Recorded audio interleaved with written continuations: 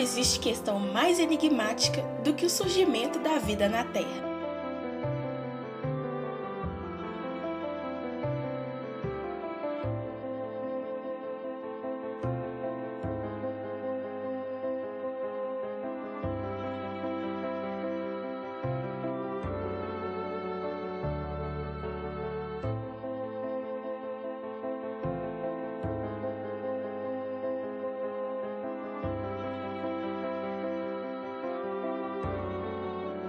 Isso porque a astrobiologia, ciência que estuda a origem, evolução, distribuição e o futuro da vida no universo, não funciona como boa parte dos ramos científicos como a física quântica, onde as hipóteses podem ser facilmente testadas através de alguns equipamentos. Para se poder testar hipóteses sobre a origem da vida, não podemos simplesmente juntar alguns elementos primordiais e esperarmos milhares de anos para que elas se diversifiquem. Contudo, podemos muito bem olhar para o nosso passado. Sabemos que quando o DNA é copiado, podem ocorrer falhas. É o que chamamos de mutações. Essas mutações podem ser carregadas durante várias gerações. Ao compararmos os genes de mutações de um ser vivo e outro, podemos olhar o passado e estimar por quanto tempo aquele gene foi compartilhado, além de podermos comparar essas estimativas com fósseis encontrados. Através dessa análise, pesquisadores puderam concluir que descendemos de um único ancestral comum. Todos os indivíduos compartilham moléculas que foram passadas de geração em geração por bilhões de anos. Moléculas que foram formadas por átomos que foram formados nas estrelas e supernovas e compartilhados durante anos desde uma única explosão. Porém, como surgiu o Luca, apelido carinhoso do único ancestral comum de todos os seres vivos?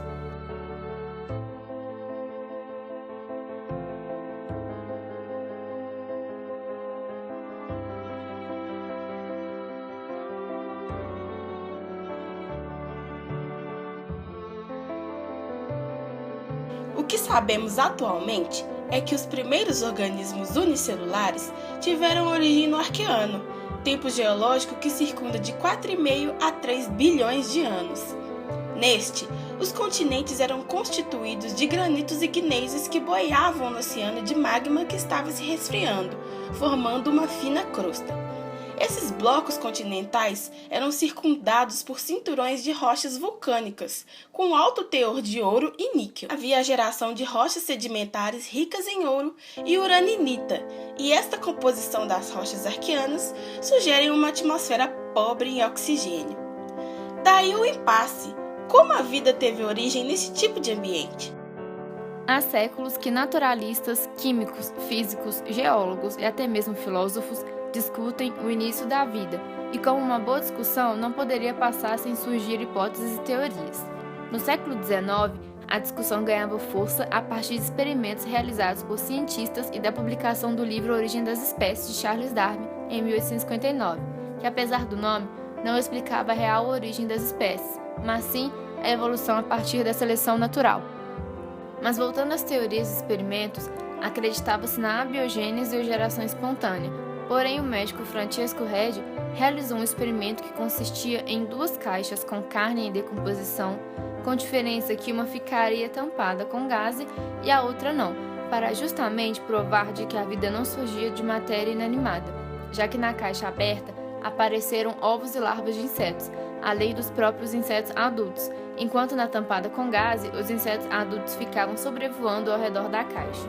Alguns defensores da geração espontânea ainda desacreditavam no experimento de Redi, quando o padre John Needham, também defensor da abiogênese, realizou um experimento que comprovava sua crença, onde o experimento se dava na fervura de caldo nutritivo em altas temperaturas, que em seguida, visualizado em microscópio, ainda existiam micro-organismos no caldo.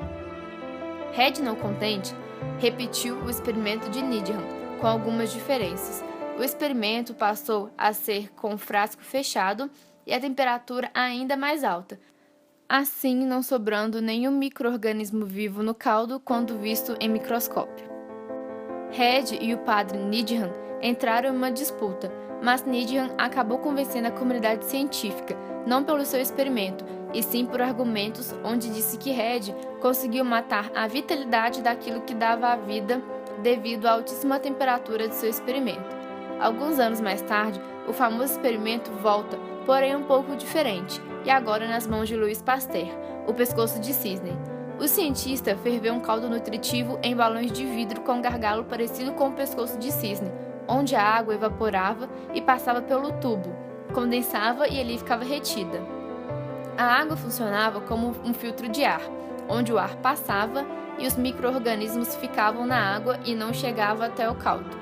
Depois de alguns dias, Pasteur quebra um dos gargalos, deixando o caldo em contato com o ar.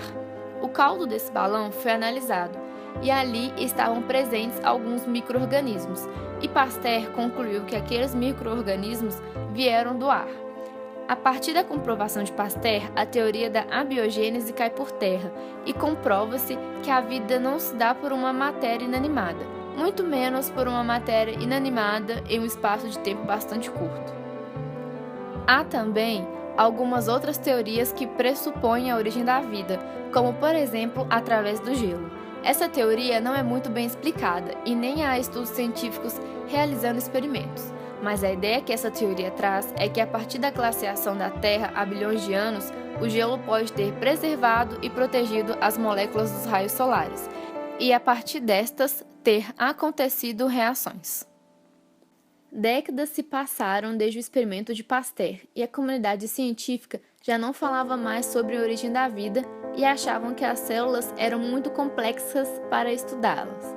E enquanto mais sabiam sobre, mais complexas as achavam, e a partir disso, geólogos já discutiam sobre a idade da Terra e do universo e composição química da atmosfera primitiva terrestre, até que no século XX, um bioquímico e um geneticista voltaram a discutir e a construir hipóteses sobre a origem da vida, mas já com a ideia de composição química da Terra. O bioquímico russo Alexander Oparin e o geneticista inglês John Haldane produziram hipóteses independentes um do outro, porém compartilhavam de uma mesma ideia: vida constituída através de reações químicas. Atualmente, essa teoria está numa categoria denominada química prebiótica, ou apenas evolução química, que nada mais é do que o método para idealizar e conseguir estudar a atmosfera antes do início da vida na Terra, que poderia ter contribuído com reações químicas para o surgimento da vida.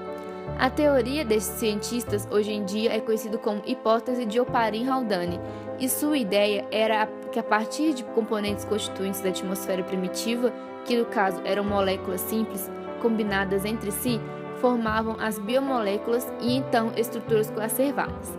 As moléculas simples eram alguns componentes como amônia, hidrogênio e metano, que a partir formariam as biomoléculas, como aminoácidos e açúcares. As biomoléculas combinadas com outras biomoléculas formavam os biopolímeros, que Oparin denominou estruturas coacervadas, que não chega a ser uma célula, e sim um conjunto de moléculas. Mas claro que entre uma combinação e outra, uma formação e outra, passaram-se milhares e milhares de anos, e cada vez formavam mais estruturas complexas até o surgimento do primeiro ser vivo. Um ser vivo pode ser denominado como um ser que é capaz de metabolizar, reproduzir e evoluir. Anos mais tarde, em 1953, o químico Stan Milley colocou a hipótese de Oparin e Haldane à prova, construindo um experimento. O experimento se deu de um sistema fechado de balões de vidro simulando a atmosfera primitiva, com metano, hidrogênio, amônia e vapor d'água, e foi submetido a descargas elétricas, que representavam os raios das chuvas e gerariam as reações químicas. De início, um compartimento sobre o fogo fervia água. Essa água evaporava e, quando chegava à atmosfera, recebia os raios. Em seguida, a água condensava e voltava para o compartimento com água que estava simulando o mar. Ao analisar a água que representava o mar, Miller encontrou aminoácidos essenciais para a vida e concluiu que a hipótese de Oparin-Haldane era sim possível. Da química prebiótica, temos uma teoria interestelar, a panspermia. Essa teoria foi proposta pelo físico-químico Svan Arrhenius, que dá a ideia de que a vida foi trazida à Terra por meteoros e radiações cósmicas, e que o início dela se deu espontaneamente em nebulosas, já que essas apresentam moléculas orgânicas. Mas caso essa teoria seja verdadeira, só faz com que o tema seja deslocado para outro lugar, no caso, o universo. A maior polêmica em relação ao surgimento da vida, que se opõe parcialmente à ciência, é a teoria do criacionismo, onde um Deus supremo, apenas com palavras e seu poder, cria tudo que no mundo há. Digo parcialmente, levando em consideração a ordem de tudo que foi criado e a ordem evolucionista. O livro de Gênesis, que significa começo, diz assim: No princípio, Deus criou os céus e a terra. Na Bíblia, a criação é dividida em 6 dias. Em cada um desses dias, algo mais evoluído é criado.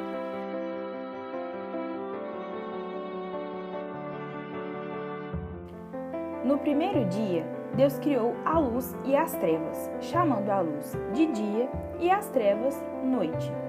O dia e a noite juntos formavam o primeiro dia. Depois, Deus ordenou para que as águas separassem acima, o firmamento, e abaixo. Chamou Deus o firmamento de céu. Este foi o segundo dia. Feito isto, Deus ordenou que as águas debaixo do céu se unissem, formando os mares e oceanos, de modo que aparecesse a parte seca, chamada de terra. Então Deus disse que a terra produza toda espécie de vegetação, plantas que deem sementes, árvores que produzam frutos, que por sua vez produzam sementes de acordo com a sua espécie. Estes foram os acontecimentos do terceiro dia de criação da terra. E assim foi acontecendo nos próximos 3 dias. Mas será que viemos das estrelas ou de quem está acima delas? Todo problema de origem é difícil de ser explicado. É muito mais fácil podermos determinar o que veio antes de alguma coisa e o que veio logo depois dela, extrapolando e interpolando ideias para descobrir uma única coisa que é a primeira do seu gênero. Vários cientistas e pesquisadores tentam completar este quebra-cabeça que envolve peças como geologia, química e astrobiologia, além de envolver história e a espiritualidade. O desafio é fazer com que cada peça se encaixe com o objetivo de formar uma imagem completa de como a vida se originou.